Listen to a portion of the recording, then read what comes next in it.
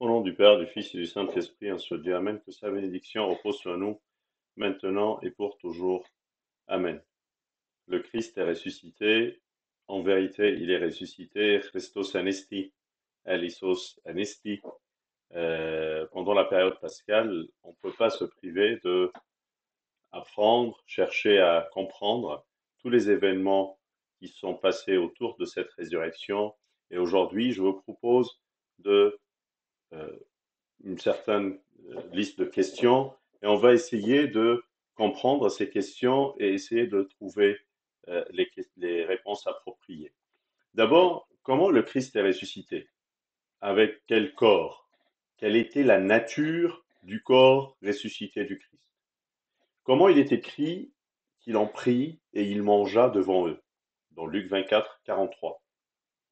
Et il leur est demandé de le toucher, qui a fait d'ailleurs Thomas quand il l'a invité de toucher ses plaies. Et voyant, un esprit n'a ni chair ni os, comme vous voyez que j'ai. Donc, c'est quoi ce corps avec lequel le Christ est ressuscité? Est-ce que ce corps glorieux, si on connaît qu'il est ressuscité, on appelle ce corps de résurrection le corps glorieux. Est-ce que ce corps glorieux est le même que le Christ a pris de la Vierge Marie? Est-il né avec un corps glorieux déjà? Est-ce que nous, on verra ce corps glorieux du Christ? Et quand est-ce qu'on peut le voir? Plein de questions sont là autour de cette résurrection, de ce corps glorieux, cette nature. Il a mangé, il était au lac de Tibériade, il leur a préparé des poissons grillés, il a mangé avec eux, ils l'ont touché. C'est pas un esprit, c'est un corps. Et d'ailleurs, le corps du Christ, il n'était plus dans le sépulcre. On a trouvé les linges posés vides. Et le tombeau, il était aussi vide. Donc, la chair ou le corps que le Christ a porté pendant toute sa vie sur terre n'est plus là.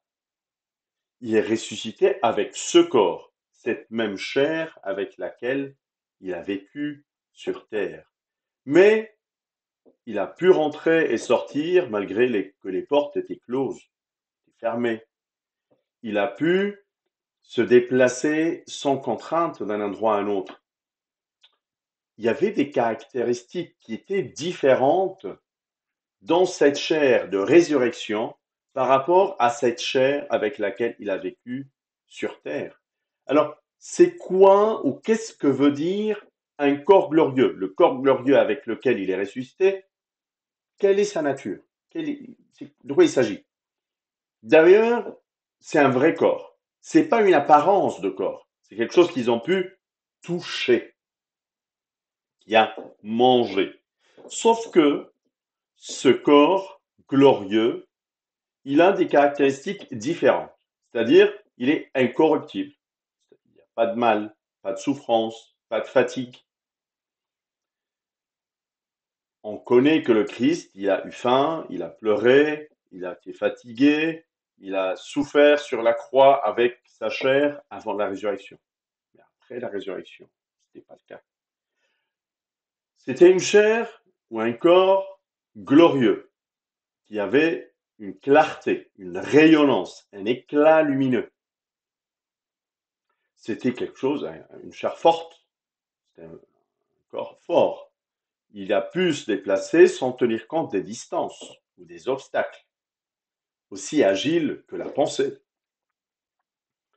Aussi, c'est une chair qu'on peut appeler spirituelle,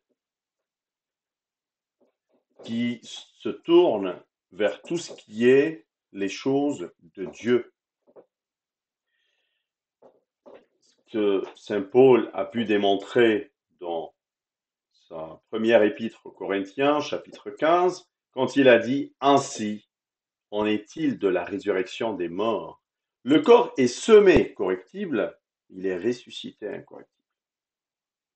Il est semé corruptible, il est ressuscité incorruptible. Pourquoi? Parce que nous aussi,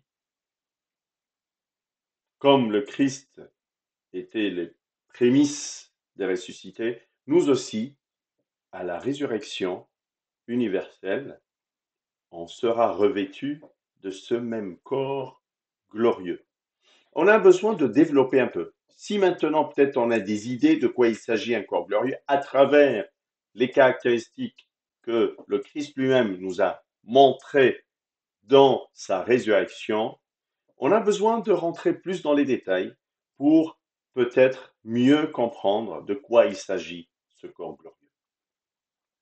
Le Christ, dans sa résurrection, il a voulu démontrer la résurrection du corps. C'était quelque chose de nouveau. Sinon, ils allaient croire que ce n'est qu'un monstre qui est devant eux. Mais lui, il a voulu leur démontrer sa chair de résurrection. L'idée de résurrection du corps était loin du pensée. C'est quelque chose qu'ils n'avaient pas pu comprendre. On voit Marie Magdala, comme on a vu la dernière fois dans les apparitions de Christ, elle avait du mal à comprendre. Mais c'est qui Jésus ressuscité?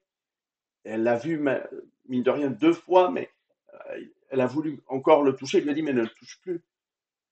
Les disciples d'Emmaüs, sur le chemin, ils l'ont pas reconnu.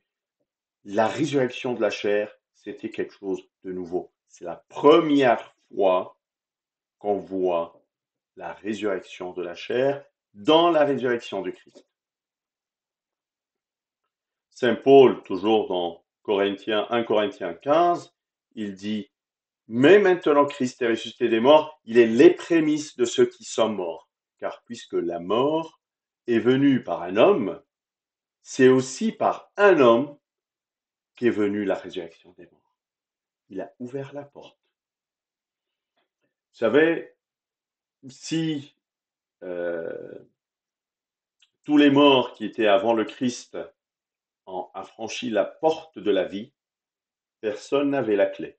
Personne n'a pu ouvrir cette porte qui empêche les morts de passer à la vie, sauf le Christ qui avait la clé, qui a pu ouvrir et tous les morts ont pu passer de la vie à la mort. L'homme n'a pas réussi à le faire. C'est comme un enfant, par exemple, qui a cassé quelque chose à la maison, une vase ou quelque chose à la maison. Il n'est pas capable de réparer cela. Ses parents l'ont puni parce qu'il a fait une bêtise. Mais la punition qu'il a eue n'était pas capable de corriger la bêtise qu'il a faite.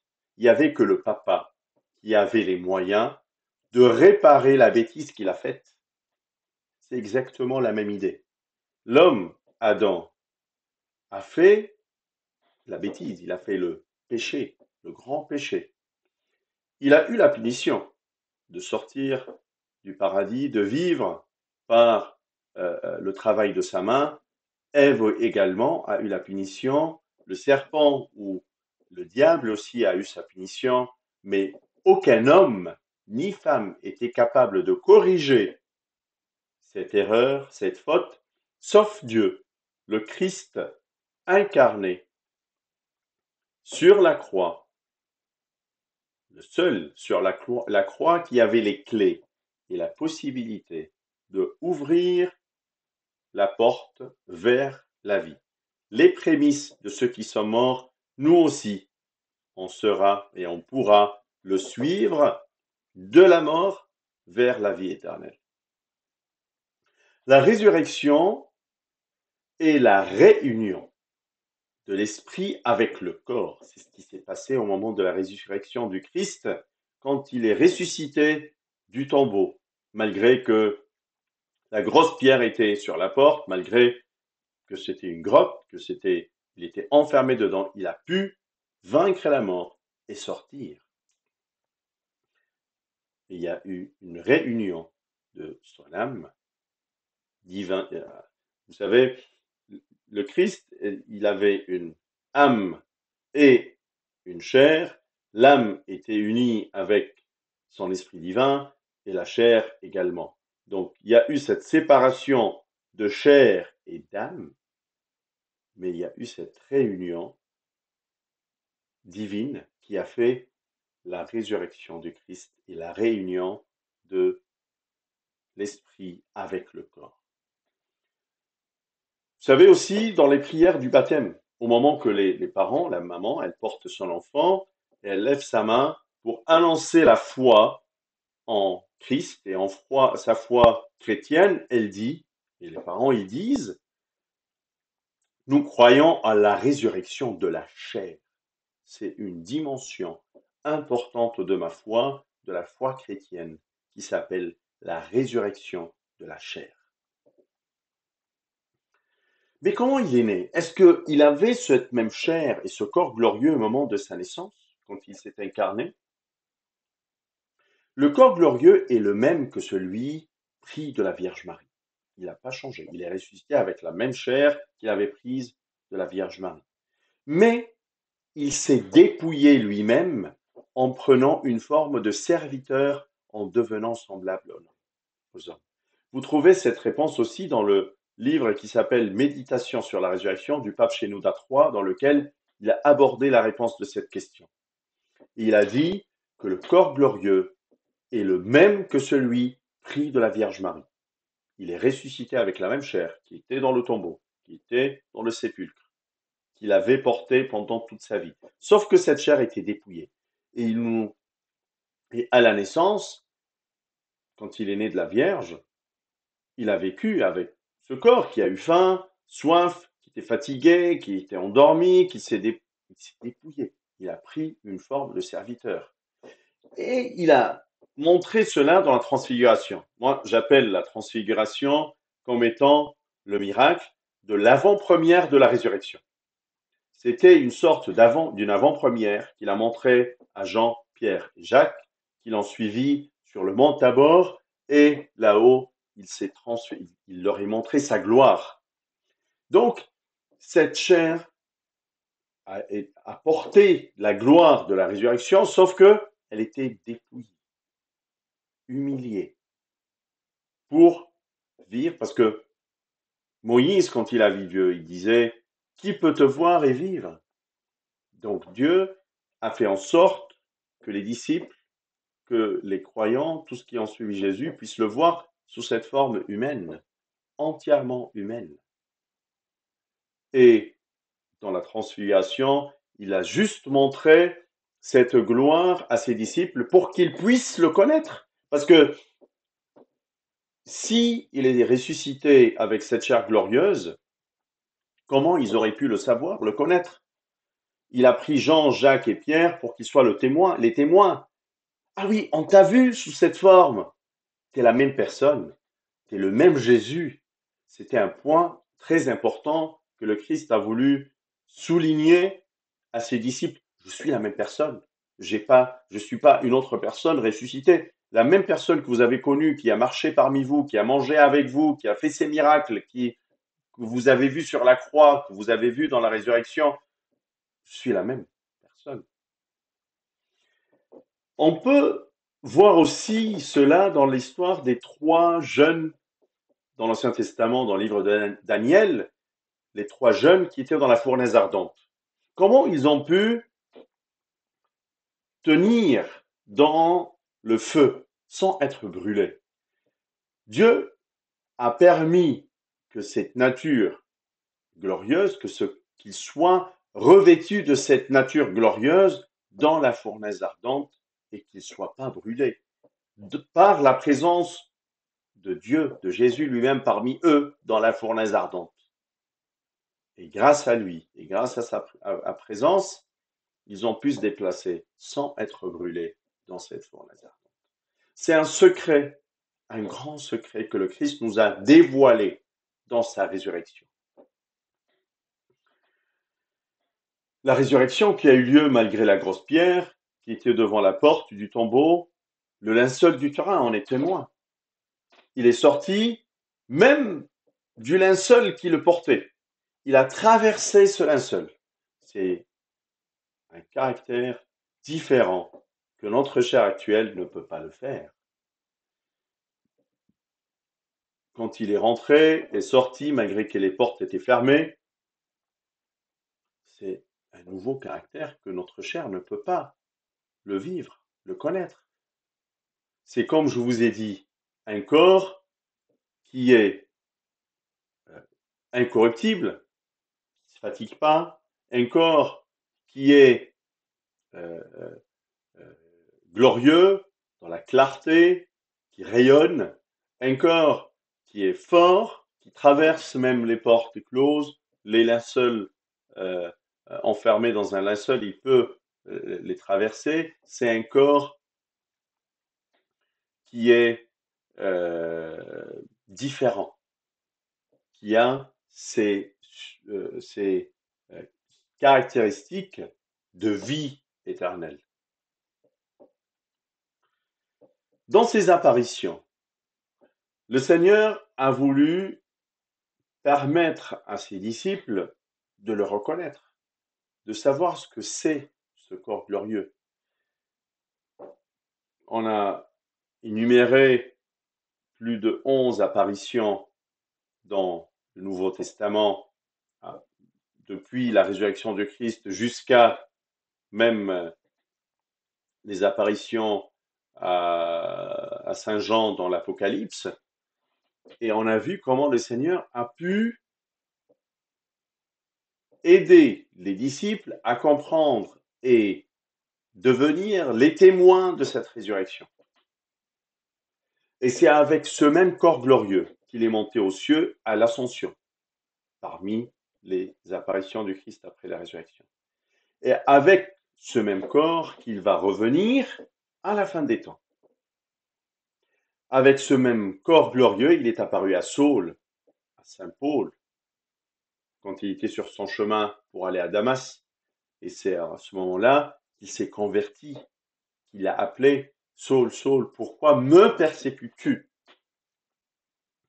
Nous aussi, à la résurrection universelle, nous aurons ce même corps glorieux. Comme Saint Paul nous l'a appris dans son épître aux Philippiens chapitre 3, lui qui transformera nos pauvres corps à l'image de son corps glorieux. C'est ce qu'on appelle la résurrection universelle de la chair. Vous savez, quand on est mort, il y a une séparation entre l'homme, la chair et l'esprit. La chair qu'on voit disparaître dans la terre, qui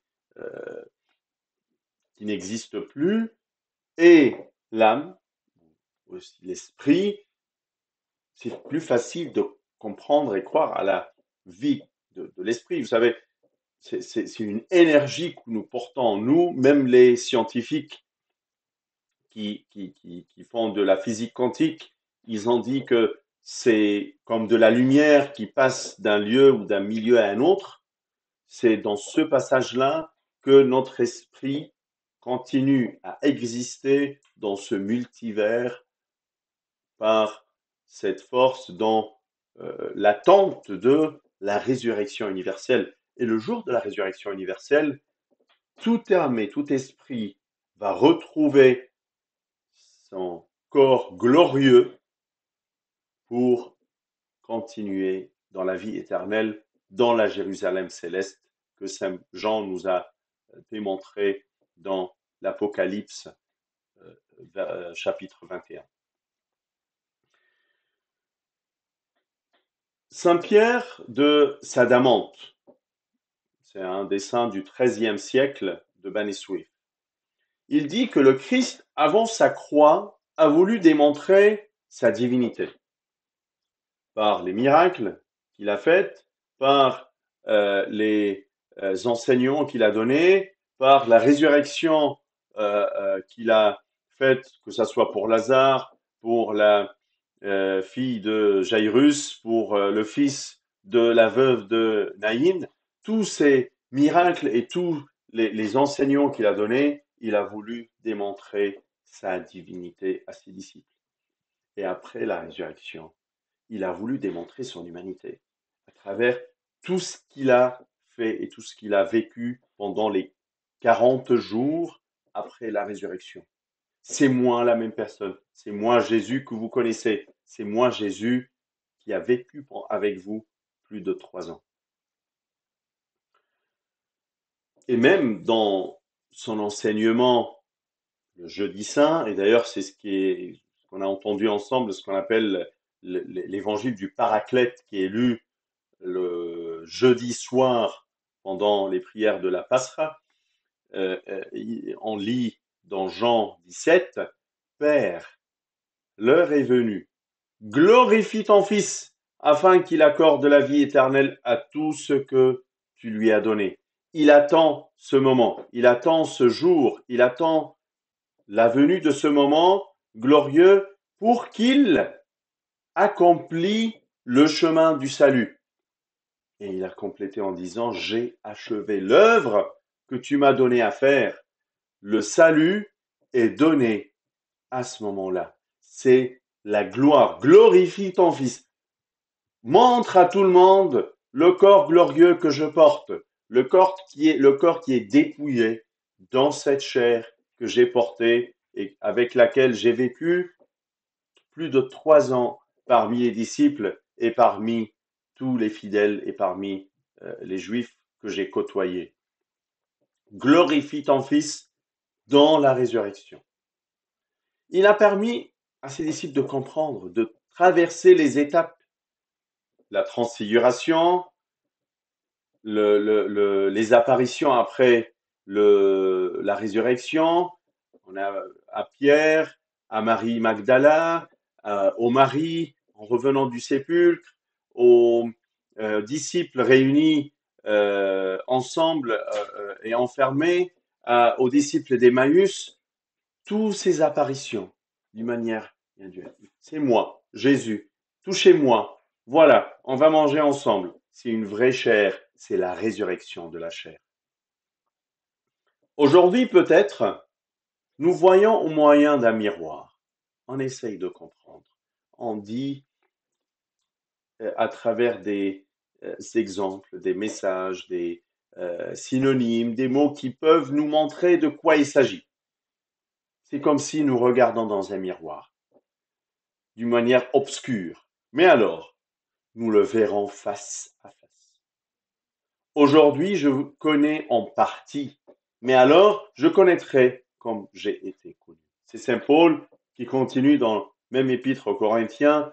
Comment peut-on comprendre la résurrection du Christ? Comment peut-on expliquer et être témoin de cette résurrection? C'est vrai qu'on n'a pas toute la vérité, qu'on n'a pas toutes les composantes de l'histoire. On ne peut pas étudier d'une manière plus avancée ce corps glorieux, parce que peut-être on l'a pas encore vu, on l'a pas encore touché. Et voilà les disciples qui l'ont vu, qui l'ont touché. Ils disent, nous regardons comme si on regarde dans un miroir.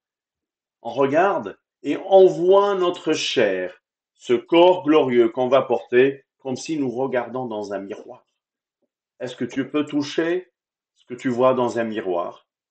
Est-ce que tu peux interpréter comment cette chair qui est dans un miroir existe-t-elle? Peut-être à travers les lois de la physique et de l'optique, tu peux dire, bah voilà, oui, il y a eu ça, ici, la réflexion, mais est-ce que tu peux toucher cette chair dans le miroir? Pas encore. C'est comme si on regarde d'une manière obscure, mais on n'a pas tous les éléments de la vérité. On attend avec impatience ce jour où nous aussi, on va le voir face à face. On va être capable de le toucher comme que les disciples l'ont touché, de manger avec lui comme les disciples ont mangé avec lui. C'est vraiment un élément de joie, de gloire, de espérance, cette résurrection. Le Seigneur nous a permis de traverser les gravins de la mort, de traverser et d'atteindre et affranchir la vie que Adam et Ève ont perdue depuis des siècles. Voilà comme saint Paul nous dit, nous attendons comme sauveur le Seigneur Jésus-Christ, lui qui transformera nos pauvres corps à l'image de son corps glorieux. C'est notre foi, c'est notre espérance. Seigneur, on attend et c'est avec impatience le jour de notre passage de cette vie éphémère à la vie éternelle. Cette vie qui se termine un jour, à une vie avec toi qui se terminera jamais. Et maintenant, peut-être on comprend mieux comment on va la vivre et comment on va ressusciter, nous aussi, d'entre les morts, pour porter ce corps glorieux que tu nous as démontré, que tu nous as montré dans ta résurrection, pour qu'on puisse nous aussi le porter. Voilà les vêtements de noces que le Christ a dit dans ses paraboles. Ce corps glorieux n'est que ses vêtements de noces. Vous savez, quand nous sommes dans le baptême, nous revêtons Christ d'une manière spirituelle et invisible, afin que nous traversons cette vie selon sa volonté et sa loi. Et le jour de notre mort, on passe de la mort à la vie, comme lui, pour attendre la résurrection universelle et porter avec lui ce corps glorieux. C'est une vraie joie. C'est grâce à cet espoir, grâce à cette espérance, qu'on peut aujourd'hui même piétiner le miel de la vie et en disant, mon espoir est au-delà de cette vie éphémère. Mon espoir est dans une vie éternelle. Mon espoir est dans la résurrection de la chair. C'est la composante indispensable de ma foi. La résurrection du Christ qui a ouvert la porte à la résurrection de la chair. Que le Christ nous donne de vivre ensemble cette résurrection, que ça soit une résurrection du péché vers la vie, du péché vers être avec lui, que nous pratiquions ses commandements avec cette espérance, que nous mangeons de son corps et son sang pour continuer à vivre avec cette espérance, en attendant le jour où on sera dans cette chair qui est glorieuse, qui est incorruptible, qui est forte et qui est de la résurrection. Gloire à lui éternellement. Amen.